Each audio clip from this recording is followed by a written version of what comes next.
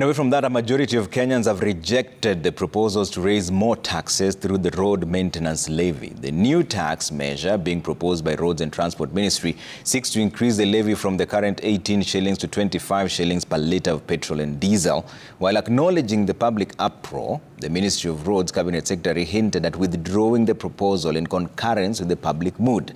And as Emmanuel Toh now reports, the physical public participation exercise convened by the ministry in different parts of the country witnessed a very low turnout. Reeling from the effects of a concession of the Finance Bill 2024 that sought to raise an additional 346 billion shillings, the government is yet again facing an uphill task to push through other tax proposals aimed at financing key projects. The proposed road maintenance levy, which is expected to raise the tax by 7 shillings, from the current rate of 18 shillings to 25 shillings per litre of super petrol and diesel, is facing stiff resistance from the public. Given the economic situations currently, you just stay, let the increase be stayed, not implemented. And also our biggest concern was, is it, why the backlog? Is it a question of the quality of infrastructure that is currently being developed? If you look at Magadi Road, it has been of good quality.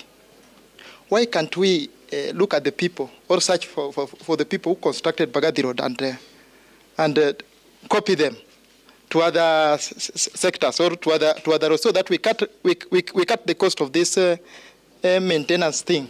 The Ministry of Transport spent a better part of the session putting up a defense for the increase of the levy. That this is the first year that we had to suspend contracts because there is not enough money from road maintenance levy to maintain your roads.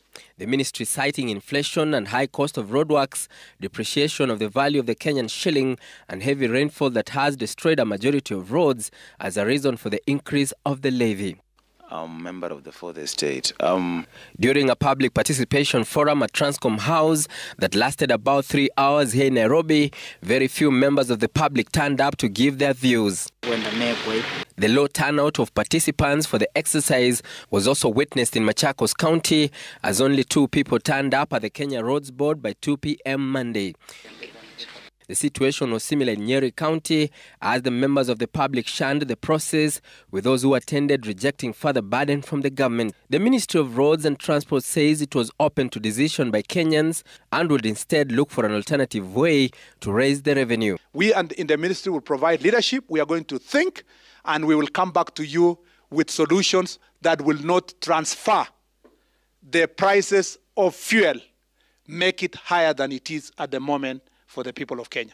The ministry says such options include transferring some of the 8 levies and taxes in the fuel cost towards road maintenance. The views that the people are saying we don't want it now is part of the answer. That answer that people are saying we don't want extra levy now is a good answer. The government is seeking to raise additional 35 billion shillings to raise the total roads development levy from the current collections of 80 billion shillings. Fresh from the deadly anti-finance bill protests that rocked the whole country, the stage is now set for another round of a confrontation between the government and the people, as the government proposes to raise 115 billion shillings more through the road maintenance levy. Emmanuel Toh, Citizen TV, Nairobi.